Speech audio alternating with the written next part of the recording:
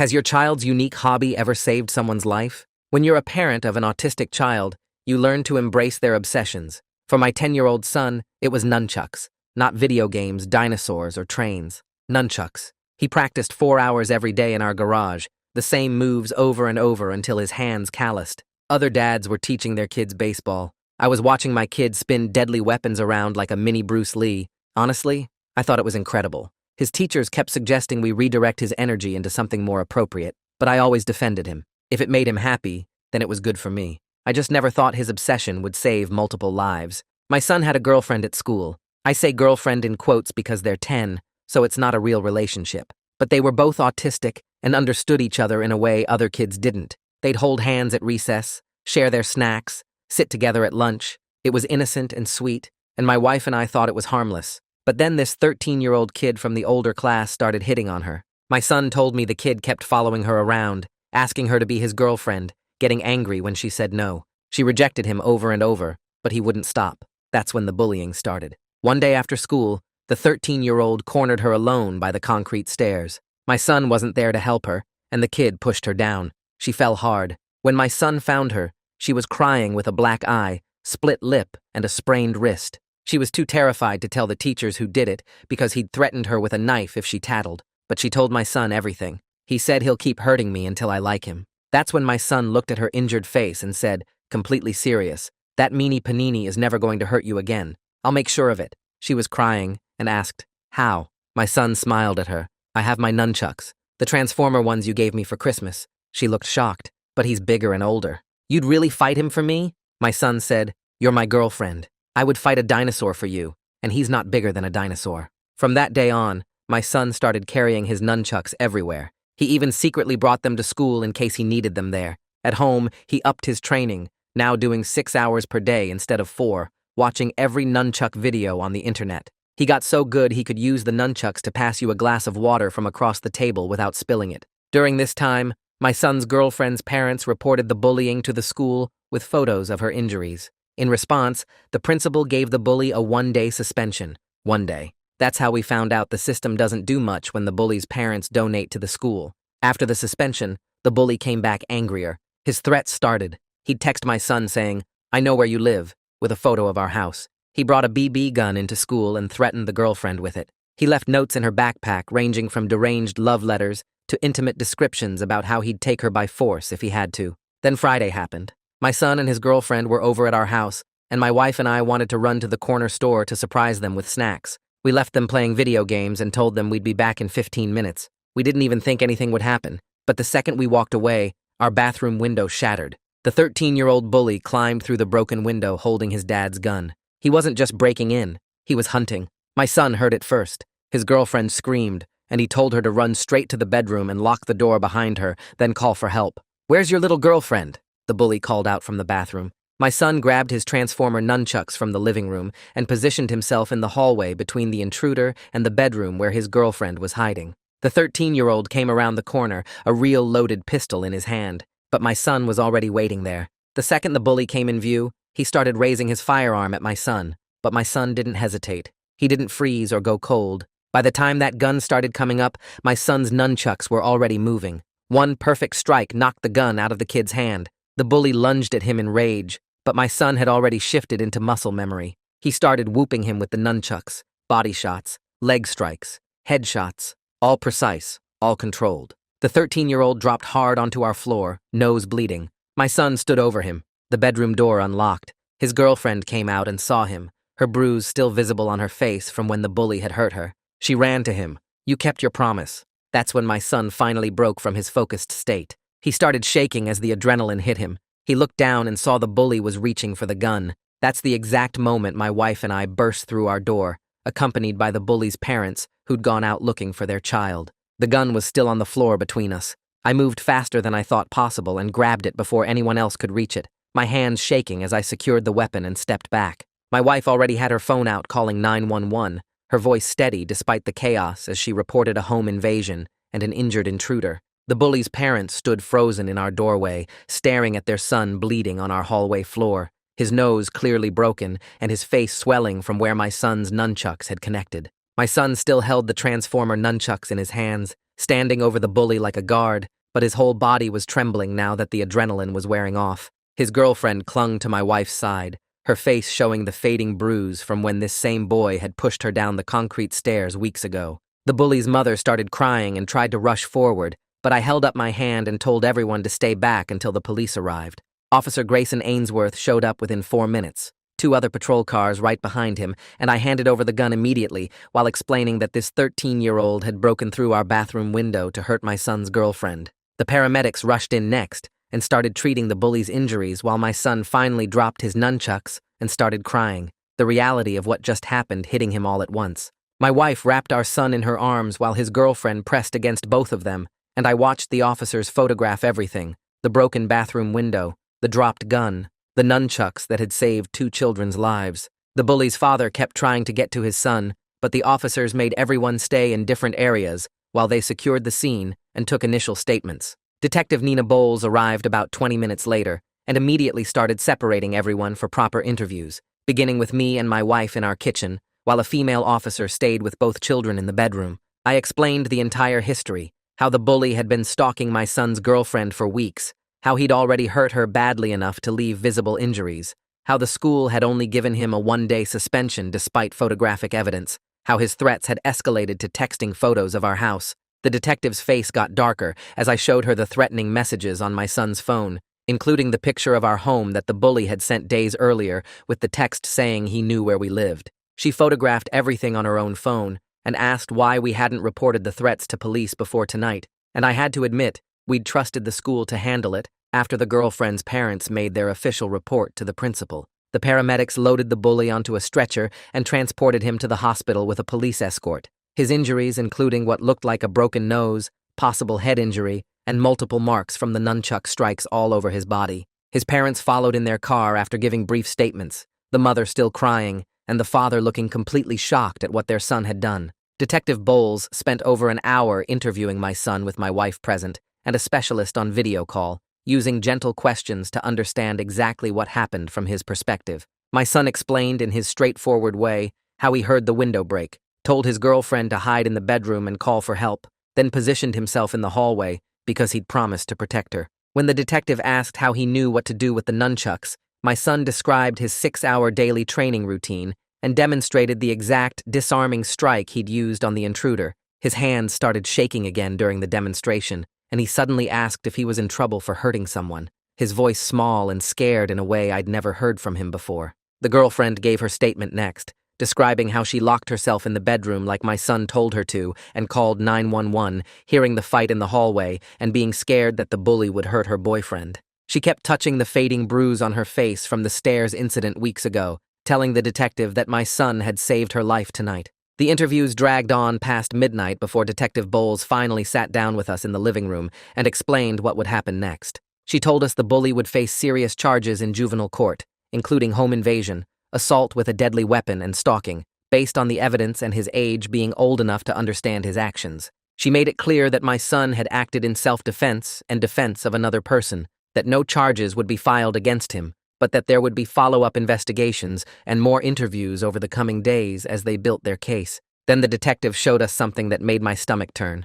Officers had searched the bully's phone at the hospital and found detailed plans about tonight's attack, including a hand-drawn layout of our house showing which windows faced which rooms and where he planned to enter. He'd been watching our home for at least a week, taking photos from different angles, documenting our routines, waiting for the right opportunity when my son and his girlfriend would be alone and easy targets. The detective scrolled through dozens of surveillance photos on her tablet, pictures of our house from across the street, close-ups of our windows, shots of my son and his girlfriend playing in our yard. The planning was detailed and disturbing, showing this wasn't some impulsive act, but a calculated attack by someone who'd been studying us for days. We finally got both children into bed around 2 a.m, exhausted and traumatized, but physically safe. I thought they'd sleep through from pure exhaustion, but an hour later my son started screaming. I ran to his room and found him sitting up in bed, crying and shaking, saying he kept seeing the bully's face when the nunchucks hit him. My wife and I took turns sitting with him the rest of the night,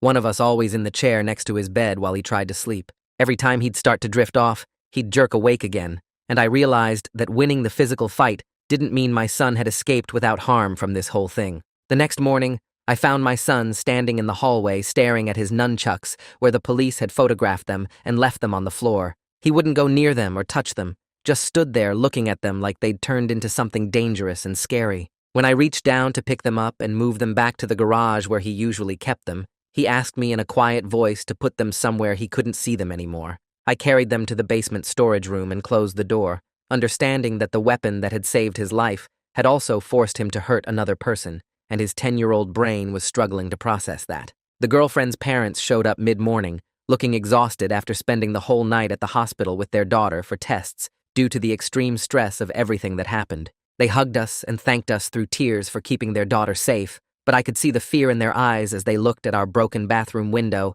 now covered with plywood, and the police tape still marking sections of our hallway. Their daughter was physically fine, but emotionally shaken, and they'd kept her overnight just to be safe. Detective Bowles called around noon to update us on the situation. The bully was being held in juvenile detention pending a court hearing, unable to post bail due to the severity of the charges and the threat he posed. She also mentioned that his father's gun had not been properly secured in their home, which would add potential criminal charges against the parents for failing to safely store a firearm. Then she told us we needed to bring our son in for a formal video-recorded interview that afternoon at the police station's special interview room designed for children. At the police station, my son sat in a room decorated with toys and soft furniture, nothing like the cold interrogation rooms you see on TV. Detective Bowles asked him to tell the story again, while a camera recorded everything for the court case. He was calmer today, more controlled in how he described what happened, but he kept asking if the bully could come back to our house. The detective patiently explained multiple times that the boy was locked up in a secure facility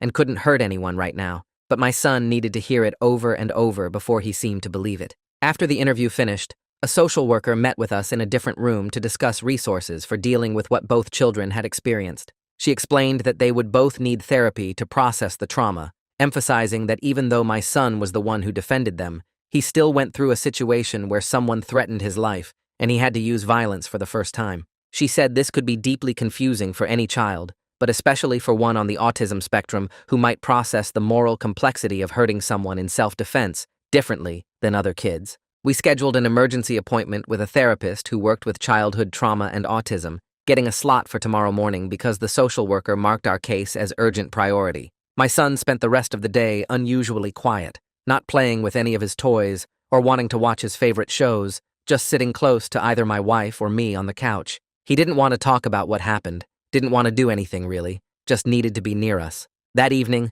the school principal called my cell phone. She said she was concerned and wanted to know when my son would be returning to class, completely ignoring the fact that her totally inadequate response to the initial bullying had directly led to this whole situation getting worse. I told her my son wouldn't be back until I was convinced the school could actually protect him and that we'd be having a serious discussion about their failure to act appropriately, despite having photographic evidence of assault and multiple reports about ongoing threats. The girlfriend's parents called around 9 that night. I answered on the second ring, and her mom's voice came through tight and scared, telling me they'd been discussing their daughter's safety all evening and couldn't see how they could trust this school anymore. She said they were looking at other districts, maybe even moving to a different town where the administration actually protected kids instead of protecting donation checks.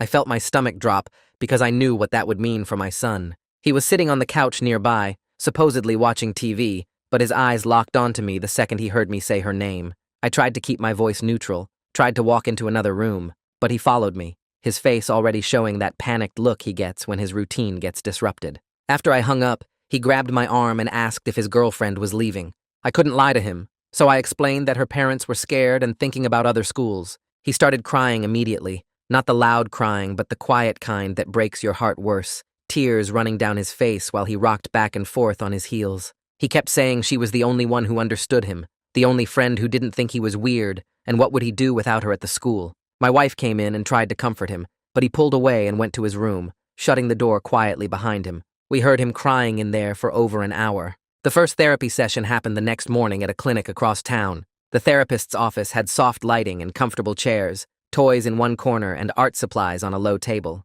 My son sat stiff in his chair, hands folded in his lap, answering questions in 1 or 2 word responses. The therapist asked him to describe what happened during the break-in, and he recited the facts like he was reading from a script, no emotion in his voice at all. But then she asked him how he felt about hitting the bully with the nunchucks, and his whole face changed. He looked down at his hands and said he felt proud because he saved his girlfriend, but then his voice got quieter, and he said he also felt bad because he made someone bleed, and that's not what good people do. The therapist pulled out a set of cards with different emotions drawn on them, cartoon faces showing happy, sad, angry, scared, confused. She asked him to pick the ones that matched his feelings, and he picked 5 cards, holding them up one by one, while his hands shook slightly. She explained that feeling 2 opposite things at the same time was normal, that protecting someone you care about is good, even when it requires doing something hard. She used simple words and concrete examples, showing him pictures of superheroes who had to fight bad guys to save people,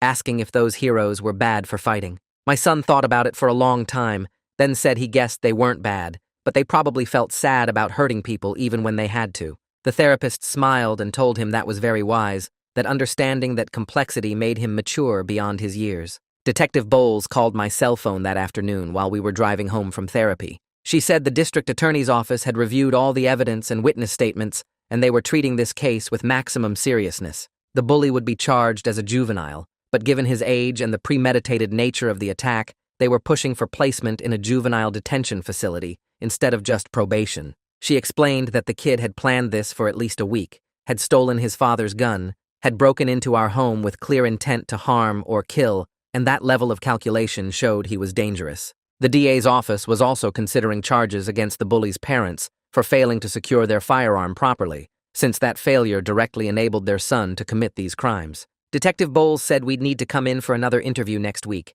this time with the prosecutor present, so they could prepare for the preliminary hearing. She assured me they had a strong case and that both children would be protected throughout the legal process. 3 days after the incident, a thick envelope arrived in our mailbox. Inside was a letter on expensive letterhead from an attorney representing the bully's parents. The letter requested a meeting to discuss a resolution that would be in everyone's best interests, suggesting that continued legal action would be traumatic for all the children involved, and that perhaps we could find a way to handle this privately. I read it twice, my anger building with each sentence, because I could see exactly what they were doing. They wanted to minimize their son's consequences and their own liability, wanted to sweep this under the rug like they'd probably swept away every other problem their money could fix. I called a family attorney that same afternoon, someone a friend had recommended who specialized in cases involving children and schools. The attorney listened to my summary of events, asked to see all our documentation, then told me firmly to decline any direct contact with the bully's family or their representatives. He said the criminal case needed to proceed without interference, and that any civil matters could be addressed later once the criminal proceedings were complete. He also said he'd send a letter to their attorney making it clear we would not be participating in any private negotiations. My son's nightmares continued every single night that week. He'd wake up screaming around 2 or 3 in the morning, and either my wife or I would rush to his room to find him sitting up in bed, sweating and shaking. He kept dreaming about the bully's face, about the gun, about not being fast enough with his nunchucks. During the day, he refused to go near any windows in our house, keeping himself in the center of rooms and flinching whenever he heard glass clink or a door slam. The bathroom where the break-in happened became completely off-limits. He'd walk past it quickly with his eyes down, and if he needed to use a bathroom, he'd go upstairs to the one in our bedroom, even though it was further away. At his next therapy session, the therapist explained this was a normal trauma response, that his brain was trying to keep him safe by avoiding anything associated with the danger he'd experienced. She said it would take time to work through, that we shouldn't push him to face these fears too quickly, but that we should maintain his other routines to give him a sense of stability and control. She recommended we be patient with his heightened anxiety and let him move at his own pace toward feeling safe again. The school superintendent called 4 days after the incident, her voice professionally concerned as she asked to schedule a meeting to discuss the situation and how the school could support our family. I told her I'd bring our attorney, and there was a pause on her end before she agreed that would be fine.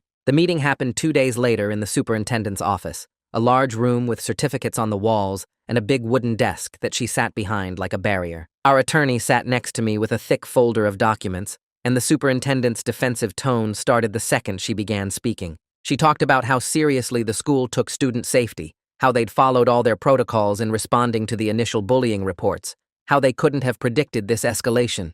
I felt my jaw clench as she spoke, and I glanced at our attorney, who gave me a small nod to let him handle it. Our attorney opened his folder and pulled out a timeline he'd prepared, laying it on the superintendent's desk.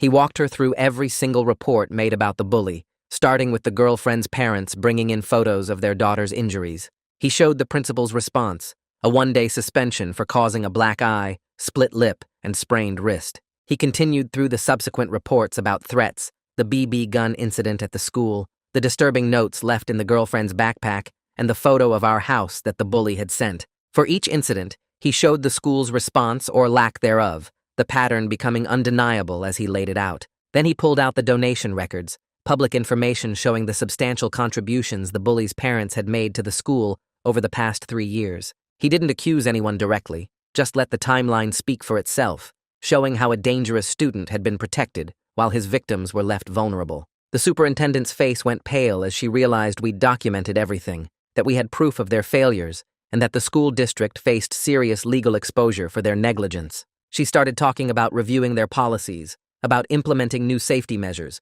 but our attorney cut her off and said those conversations could happen later, that right now, we needed immediate action to ensure our son's safety when he returned to the school. My son went back to the school exactly 1 week after the incident, but not without conditions. The district assigned an aide specifically to watch him and his girlfriend throughout the school day, someone who would stay within sight of them at all times. They implemented a safety plan that included immediate removal and police contact for any student who threatened either child, no questions asked, no warnings given. The principal had to sign off on all of it, and when I dropped my son off that first morning back, she couldn't meet my eyes, just nodded, and said she'd personally ensure the plan was followed. I looked her in the eye and told her I'd be checking in every single day, that I'd be showing up unannounced to verify the aide was doing her job, and that if anything happened to my son or his girlfriend, the school district would face consequences they couldn't buy their way out of. My son held my hand tight as we walked into the building, his other hand clutching his backpack straps, and I could feel him trembling slightly as we approached his classroom.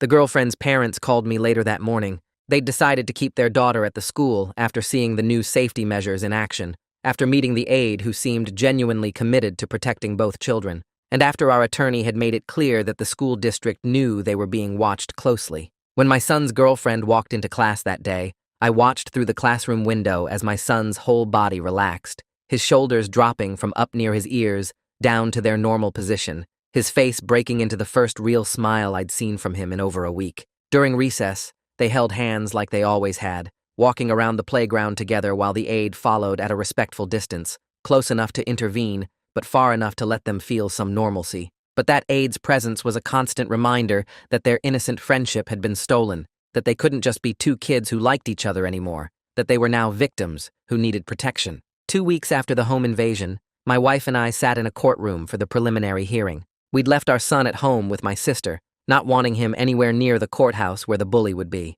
The judge, an older woman with sharp eyes and a no-nonsense expression, reviewed the evidence that the prosecutor presented. She looked at the photos of our broken bathroom window, examined the police reports documenting the gun and the injuries the bully sustained during my son's defense, read through the threatening texts and the disturbing notes. The bully sat at a table with his attorney and his parents, his head down, wearing a dress shirt that looked too formal for a 13-year-old. The judge asked several questions about the timeline, about the school's response to initial reports, about how the bully had obtained his father's gun. After an hour of testimony and evidence review, she determined there was more than sufficient cause to proceed with juvenile charges for home invasion, assault with a deadly weapon, stalking, and attempted assault. The bully's attorney tried to argue for release to his parents' custody pending trial, but the judge denied it immediately, ordering him to remain in juvenile detention due to the severity of the crimes and the clear danger he posed. As we left the courthouse, I felt my wife squeeze my hand tight,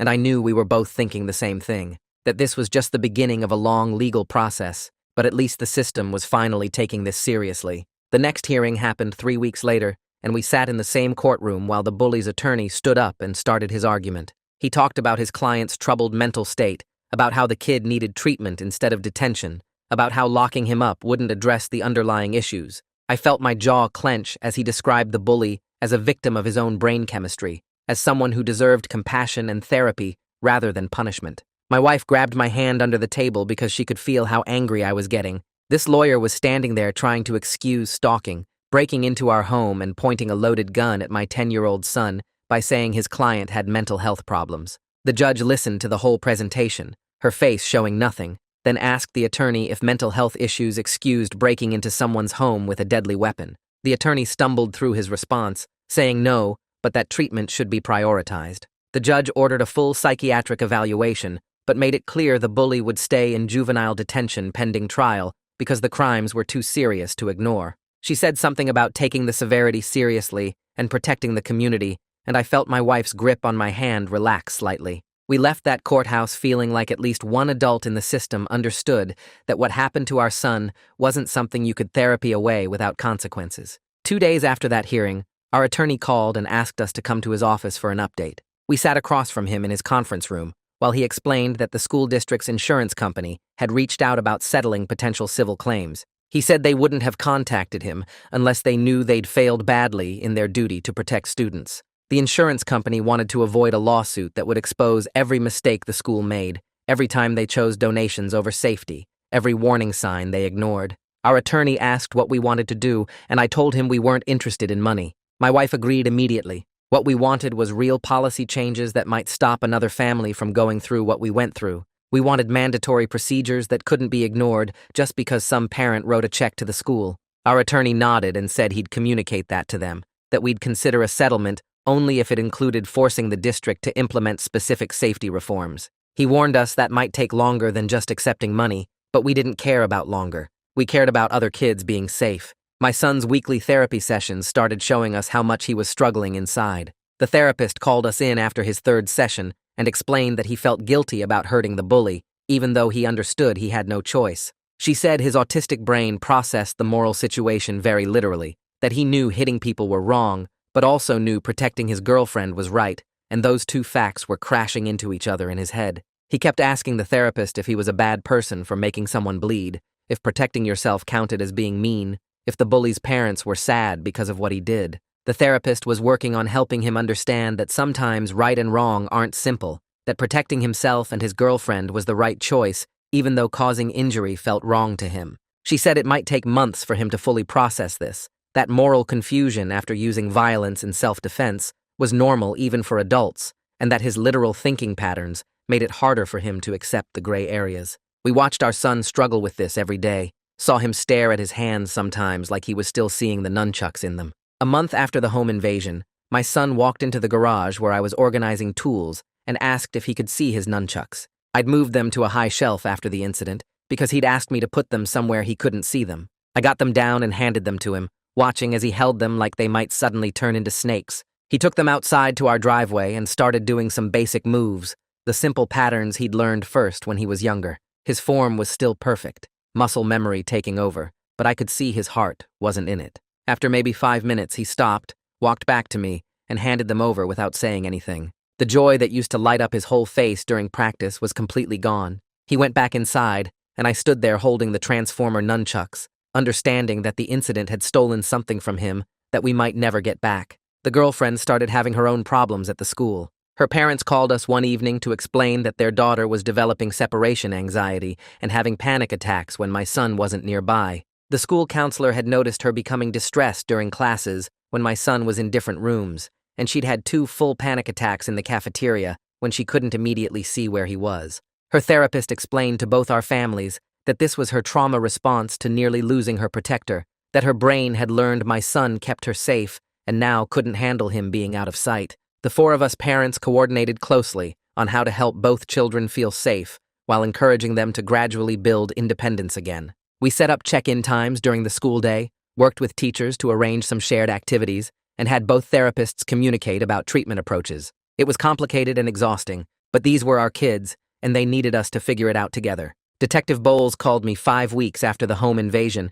with an update about the psychiatric evaluation. She said the evaluation revealed concerning findings about the bully, including obsessive tendencies and a serious lack of empathy that supported the prosecution's argument that he posed genuine danger. The psychologist who evaluated him found patterns of fixation and inability to understand how his actions affected other people. Requested Reds is on Spotify now. Check out link in the description or comments. Detective Bowles also told me that the evaluation uncovered something else, that the bully's parents had ignored multiple warning signs over the years and failed to get him appropriate help despite recommendations from his previous schools. She said this information strengthened the case significantly because it showed a pattern of dangerous behavior that his parents had enabled by refusing to address it. I asked if this meant he'd definitely be convicted, and she said nothing was guaranteed, but the evidence was very strong. 6 weeks after that night, the school board held a public meeting to address safety policies. The auditorium was packed with parents who'd heard about what happened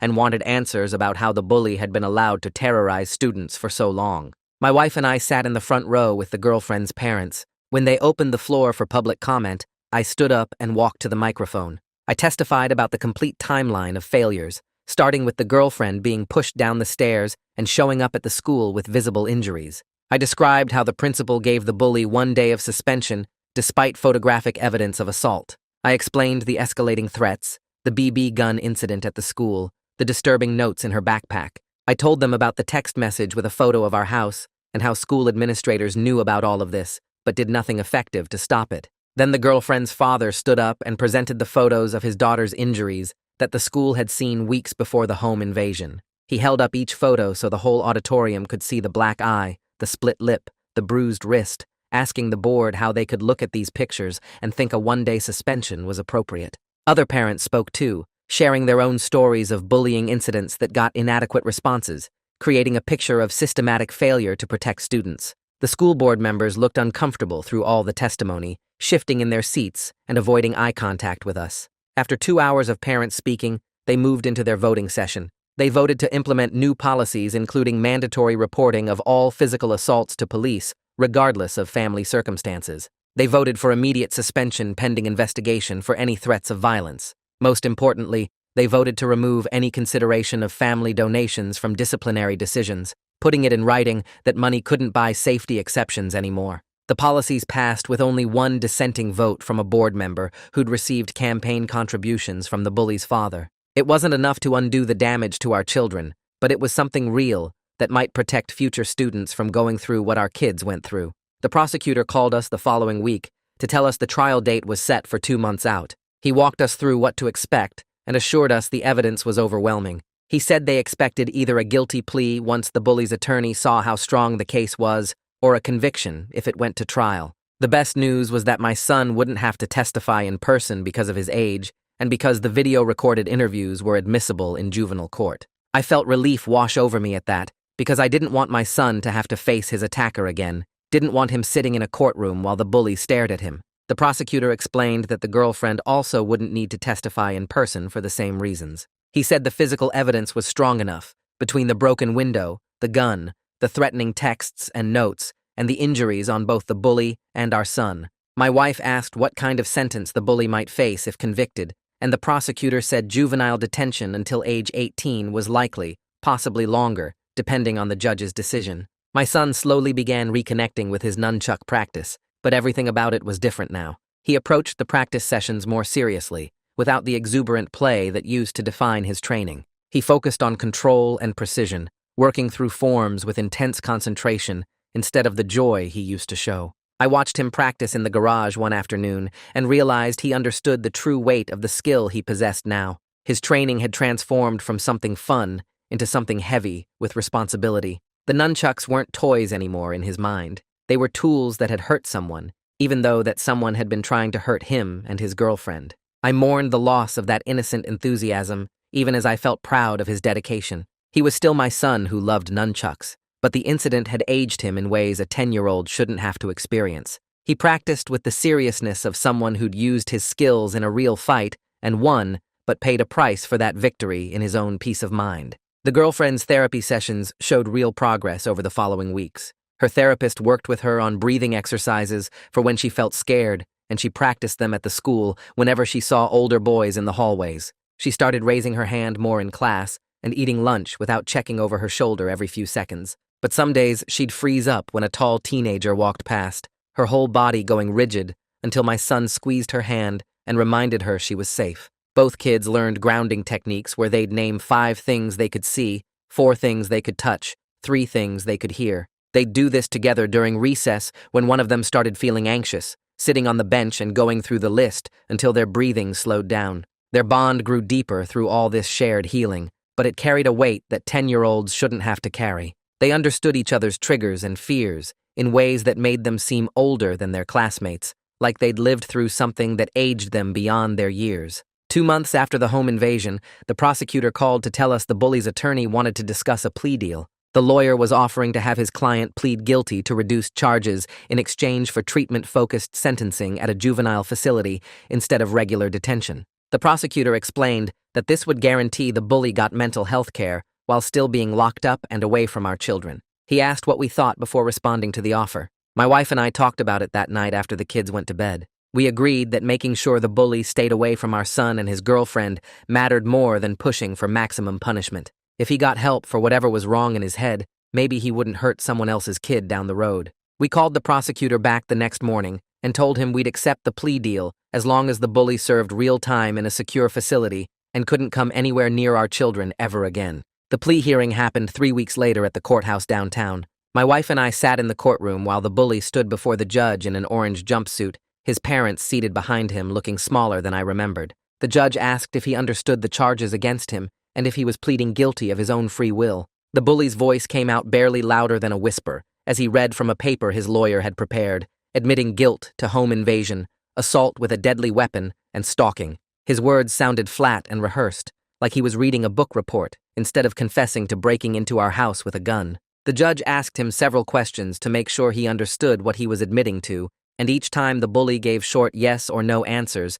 without looking up from his paper. When the judge asked if he understood that his actions could have killed 2 children, the bully nodded, but didn't say anything that suggested he actually grasped the weight of what he'd done. The judge accepted the plea deal and sentenced him to a minimum of 2 years at a secure juvenile treatment facility with mandatory psychiatric care. She also issued a permanent restraining order that would protect both my son and his girlfriend, stating clearly that the bully could never contact them or come within 500 feet of them for the rest of his life. The whole hearing lasted less than an hour, and then it was over. That evening, my son asked me if the bully had said he was sorry during the hearing. I had to tell him the truth, that the boy only read what his lawyer wrote for him and never actually apologized or showed that he understood why what he did was so wrong. My son's face fell when I explained this, and he asked why someone who hurt people wouldn't say sorry afterward. I didn't have a good answer for that, so I just told him that sometimes people who hurt us don't change or apologize the way we need them to.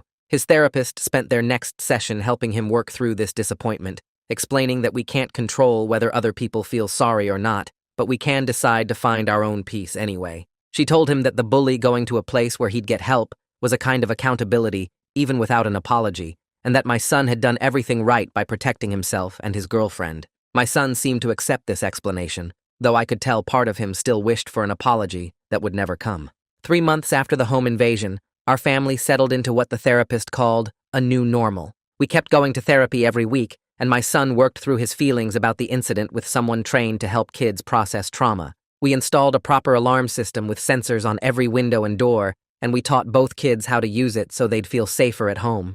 The nunchucks stayed in the garage, but my son's relationship with them had completely changed. He practiced with them a few times a week now instead of every day, treating them like serious tools instead of toys he played with for fun. He focused on control and precision during his training, working through forms with intense concentration. We all became more careful about locking doors and checking windows before bed, and we didn't leave the kids home alone anymore, even for quick trips to the store. My wife started carrying pepper spray in her purse, and I made sure my phone was always charged in case we needed to call for help. We were more cautious and less trusting than we'd been before that Friday, always aware that danger could come when we least expected it. But we were also closer as a family, checking in with each other more often and making sure everyone felt safe and supported. The school year finally ended in early June, and both kids made it through despite everything they'd been through. Their teachers had given them extra time on assignments when they needed it, and the school counselor checked in with them regularly to make sure they were managing okay. My son's grades stayed steady,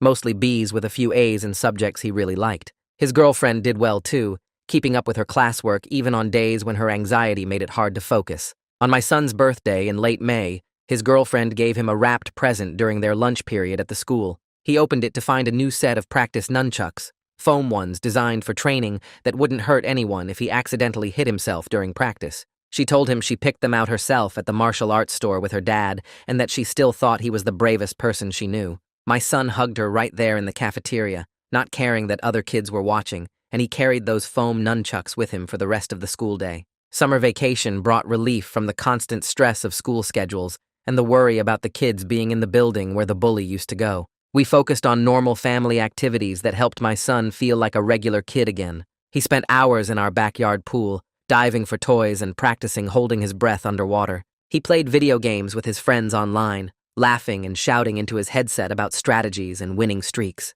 He practiced with his nunchucks in the garage a few times a week, slowly getting back some of the joy he used to feel during training. We still went to therapy every Tuesday afternoon, but the sessions felt less heavy than they had in the beginning. My son talked more easily about what happened now, and he didn't cry as often when discussing the home invasion. He started making plans for 5th grade, talking about joining the school's game club, and maybe trying out for the talent show with a nunchuck demonstration. These small pieces of normal childhood were coming back bit by bit, filling in the spaces that fear and trauma had taken over. The girlfriend's family joined us for a camping trip in July at a state park 2 hours from home. We set up tents next to each other and spent the weekend hiking, swimming in the lake, and cooking over the campfire. Watching my son and his girlfriend roast marshmallows together reminded me that they were still just kids trying to be kids, even after everything they'd survived. They competed to see who could make the most perfectly golden marshmallow without burning it, laughing when the treats caught fire and had to be blown out. That night, we all sat around the fire telling silly stories,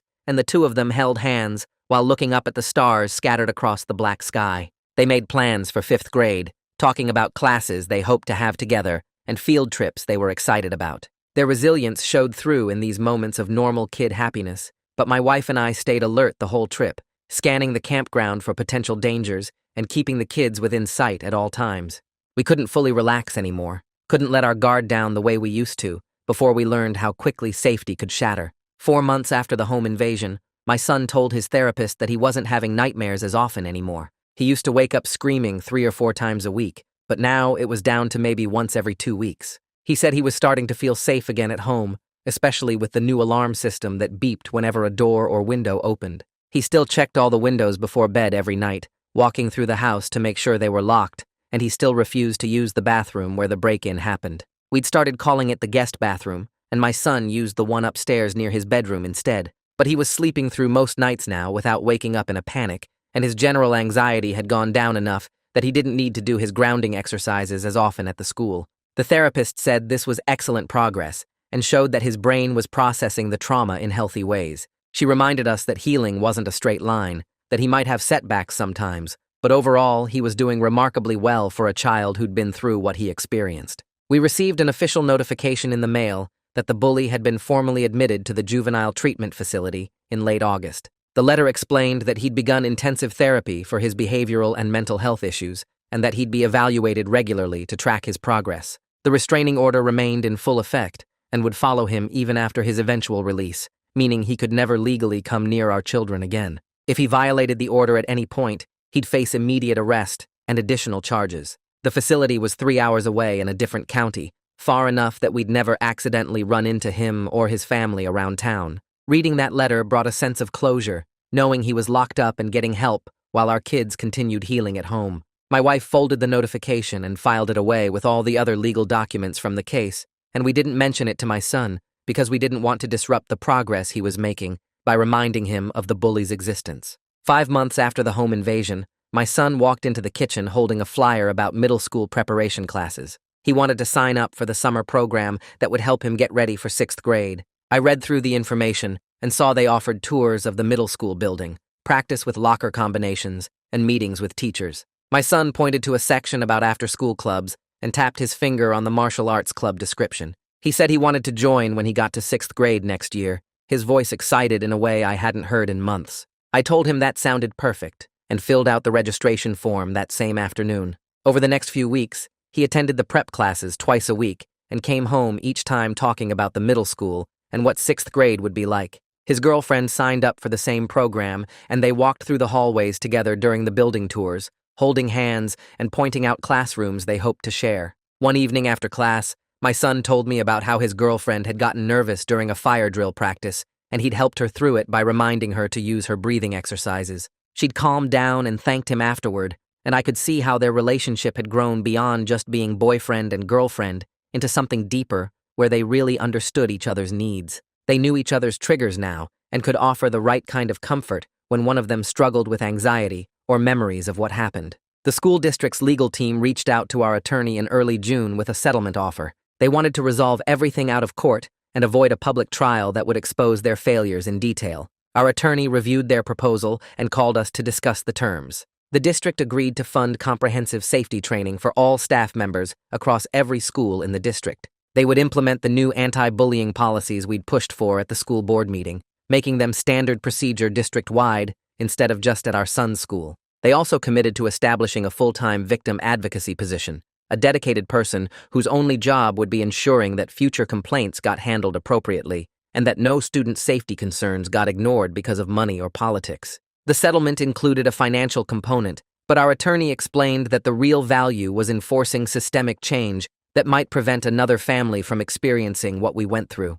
My wife and I talked about it that night after the kids were asleep. We agreed that holding the district accountable mattered more than dragging them through a trial. The policies they were implementing could actually protect other children, and that felt more important than any monetary compensation. We accepted the settlement the next day. 6 months after the home invasion, a local martial arts studio invited my son to perform a nunchuck demonstration at their open house event. The studio owner had heard about what happened from other parents in the community and wanted to give my son a chance to showcase his skills in a positive setting. My son practiced for 2 weeks leading up to the event, working on a routine that displayed his precision and control. The day of the open house, about 50 people gathered in the studio to watch various demonstrations. When my son's turn came, he stepped onto the mat wearing his regular clothes and holding his transformer nunchucks. He moved through his routine with perfect form, each strike and spin executed with the kind of control that only comes from thousands of hours of practice. The nunchucks whistled through the air as he performed complex patterns, his movements smooth and confident. When he finished, the crowd clapped loudly, and several parents approached me afterward. A woman asked if my son gave lessons because her 12-year-old wanted to learn. A father wanted to know what age kids could start training. Another parent asked about the best type of nunchucks for beginners. I found myself explaining to each of them that discipline and control matter more than flashy moves.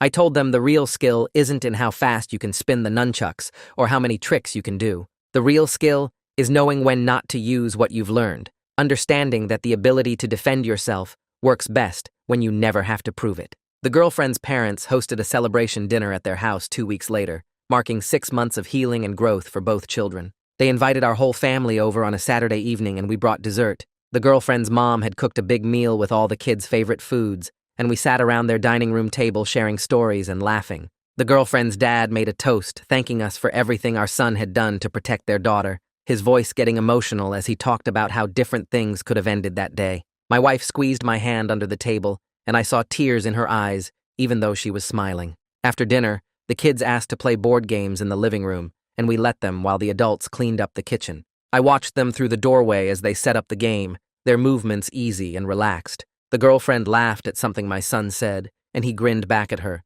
They argued playfully about the rules and took turns rolling the dice. There was a lightness to them that had been missing for months, a return to normal kid behavior that didn't carry the weight of trauma in every interaction. The home invasion and everything that led up to it had become part of their story, but it wasn't the whole story anymore. They were just 2 kids who liked each other, playing games and being silly on a Saturday night. My son's therapist called me the following week to discuss his progress. She said he'd made significant improvements in how he processed the trauma and managed his anxiety. His nightmares had decreased to maybe once or twice a month, instead of multiple times per week. He was using his coping strategies effectively when he felt triggered. He could talk about what happened without shutting down or getting overwhelmed. The therapist recommended transitioning to monthly check-ins rather than weekly sessions, noting that he'd developed healthy ways to handle his emotions and had worked through the trauma in age-appropriate ways. She emphasized that we should continue therapy as long as he needed it, but the reduction in frequency felt like a milestone worth celebrating. It meant he was healing, that the work we'd all been doing to help him process everything was actually working. My wife and I took him out for ice cream that evening to mark the occasion. We didn't make a big deal about why, just told him we were proud of how hard he'd been working in therapy. He ate his chocolate ice cream and told us about a funny thing that happened at the school, his face relaxed and happy. A school board member from a neighboring district contacted me in July, asking if I'd be willing to speak at their upcoming meeting about bullying policies. She'd heard about our case through the regional education network and thought our experience could help them strengthen their own procedures. I agreed immediately, seeing it as a chance to potentially protect other children from similar situations. The meeting took place on a Tuesday evening in a packed auditorium. I sat with several other parents who'd also dealt with inadequate school responses to bullying, and we each took turns sharing our stories. When my turn came, I walked to the microphone and explained everything that had happened. I described the initial assault on my son's girlfriend, the photos her parents had provided to the school, and the one-day suspension that did nothing to stop the escalation.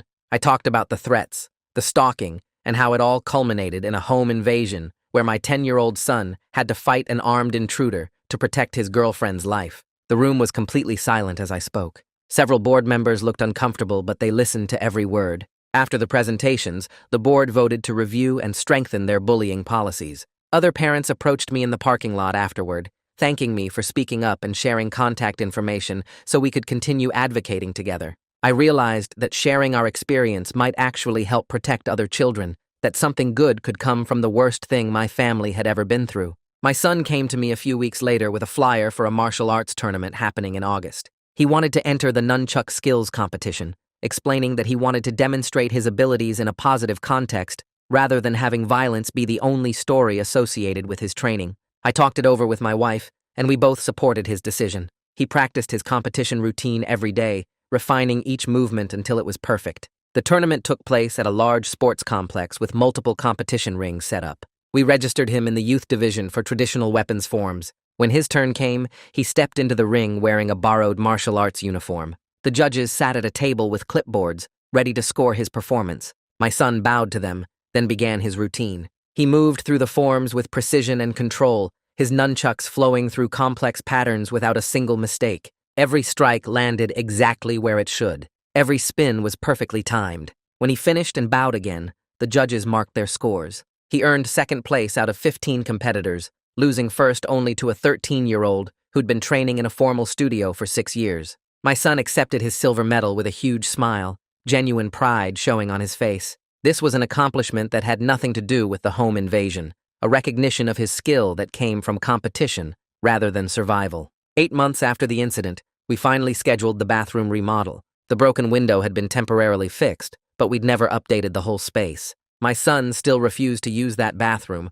walking upstairs to the one near his bedroom instead every single time. We hired a contractor who replaced the window with security glass that couldn't be easily broken. They updated the fixtures, painted the walls a different color, and installed better lighting. The whole project took 3 days. When it was finished, the bathroom looked completely different from how it had been the night the bully climbed through the window. That evening after the contractor left, my son stood in the hallway staring at the bathroom door. My wife and I watched from the kitchen, not pushing him, but staying nearby in case he needed support. He took a deep breath, walked to the door, and opened it. He stepped inside and looked around at the new space. He used the bathroom for the first time since the invasion, washing his hands afterward at the new sink. When he came out, he nodded at us without saying anything, but I could see the relief on his face. It was a small victory, but it represented his ongoing healing and his ability to reclaim spaces that trauma had taken from him. The girlfriend's family made their final decision about moving in September. They'd been considering relocating to a different neighborhood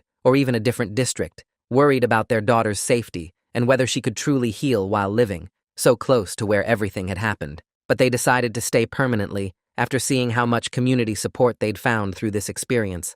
Their daughter was thriving with continued therapy and the security of having her boyfriend nearby. The two kids had built something strong together, a friendship and relationship that had survived the worst and emerged even stronger. One afternoon, when both kids were at our house, I overheard them making plans for high school together, even though that was years in the future. The girlfriend said she wanted to try out for the soccer team. My son said he'd come to all her games. They talked about classes they might take together and what clubs they wanted to join. Their voices were excited and hopeful, full of normal teenage dreams that had nothing to do with trauma or violence. My son came into the living room one evening while I was watching TV. He sat down next to me on the couch and was quiet for a minute before speaking. He said he was glad he learned nunchucks because it meant he could protect someone he loves when she really needed him. But he also said he hopes he never has to use them that way again, that he doesn't want to hurt anyone else even if they deserve it. I turned off the TV and looked at him. I told him that's the mark of a true protector, having the ability to defend yourself and others, but preferring peace whenever possible.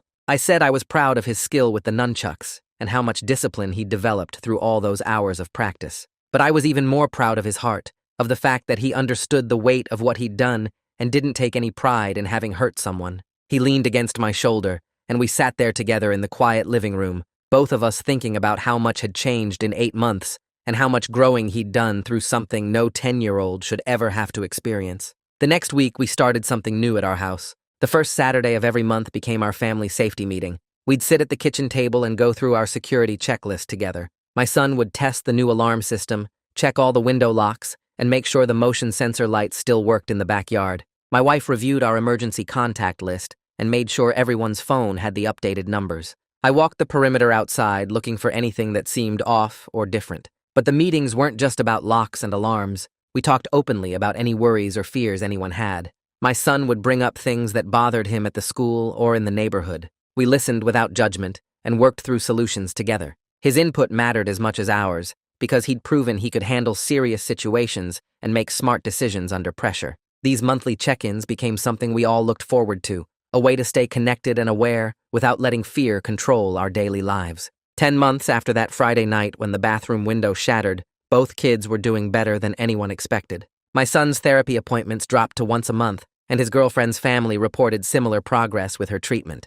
At the school, they'd both made solid friend groups who knew about what happened, but didn't define them by it. Other students looked up to them for their kindness and their willingness to speak up when they saw bullying happening. They'd become advocates without even trying, just by being themselves and refusing to let their trauma make them bitter or afraid. Teachers told us they'd started a buddy system at recess, where older kids looked out for younger ones who seemed lonely or picked on. My son and his girlfriend led by example, showing other students that standing up for someone doesn't always mean fighting. It means being present and making sure nobody feels alone. The school counselor said they'd created a ripple effect of positive change throughout the whole student body. One afternoon, a thick envelope arrived from the court system with official stamps and legal seals all over it. Inside was the required 6-month progress report from the juvenile treatment facility where the bully was being held. The report indicated he was attending all his therapy sessions and participating in group activities. His counselors noted some improvement in his ability to recognize how his actions affected other people,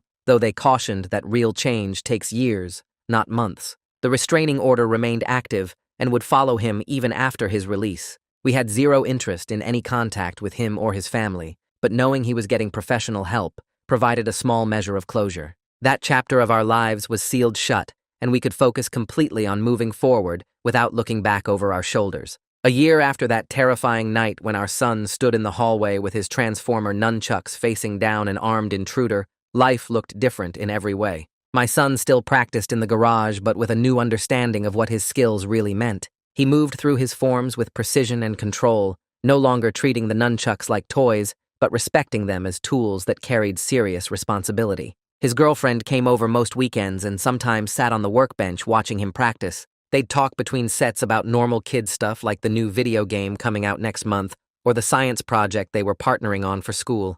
Their relationship had survived something that would have broken most adults, and it came out stronger and more real than before. They understood each other in ways that went deeper than words, a bond forged through shared trauma and mutual protection. We'd all changed from what happened that Friday. My wife and I were more cautious and aware, checking locks twice and paying attention to our surroundings in ways we never did before. But we'd also discovered strength we didn't know our family possessed. The 4 of us had faced the worst and came through it together, building a bond that felt unbreakable. My son had learned he could protect the people he loved when it mattered most, and that knowledge sat in him quietly, not as pride, but as simple fact. We carried our awareness and our caution forward into each new day, but we also carried our strength and our certainty that we could handle whatever came next. Well, that's another perfectly average ending. If you're still here, congratulations on your questionable taste. Go ahead and subscribe. We've both committed now.